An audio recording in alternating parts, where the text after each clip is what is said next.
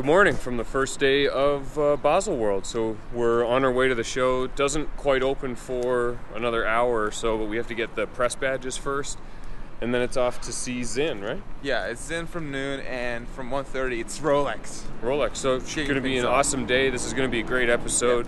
Yeah. And yeah, let's go get our press badges and get in to see some great watches. Oh, so much coffee. Yeah.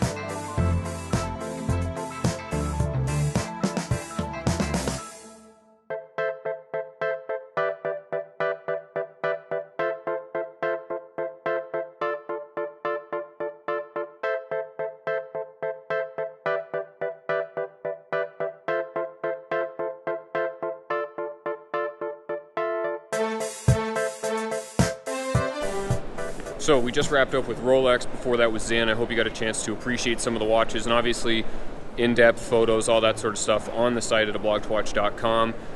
Big news from Rolex, of course, is a brand new Sea Dweller. No more Sea Dweller 4K. So what we have now is a 43mm Sea Dweller with a red text and a Cyclops. It's a big change for the overall idea of the Sea Dweller, which never had the Cyclops and was always based on a Submariner style case. It's a lot closer to a deep sea now, and it's surprising that they would make it a brand new model, having discontinued the SD 4K. Now we just have the Sea Dweller at 43mm and of course the deep sea at 44, but a more like kind of burly, thicker 44.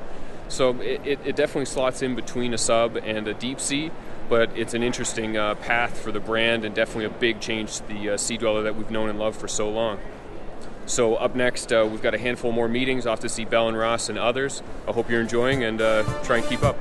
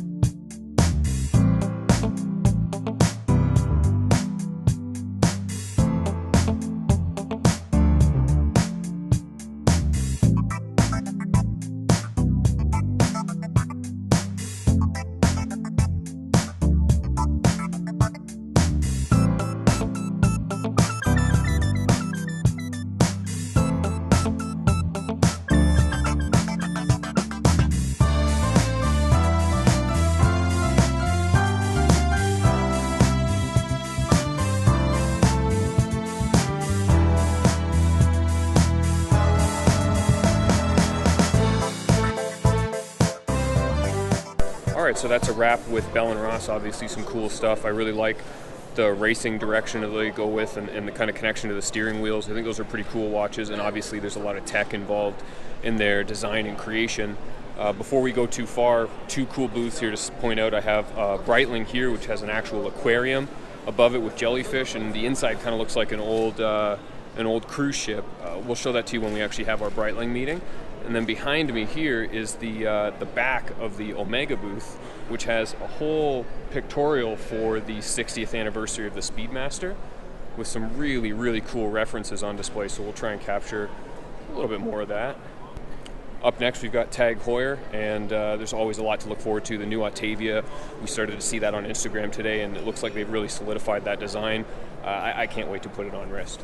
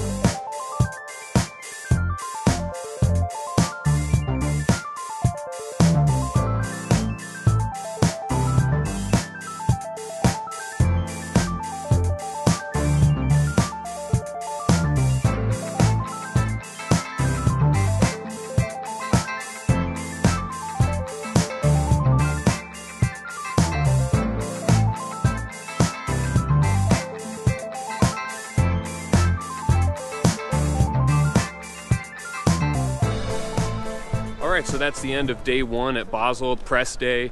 It's about 7 p.m. now, and we're just leaving the show. We had a really fun meeting with Tag Heuer.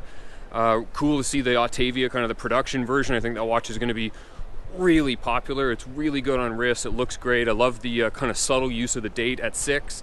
And yeah, just a really fun first day, a good day to kick off the show, some varied products. And yeah, I think this is pretty much our sign off for vlog number 2. Thanks very much for watching, and we'll see you in part 3.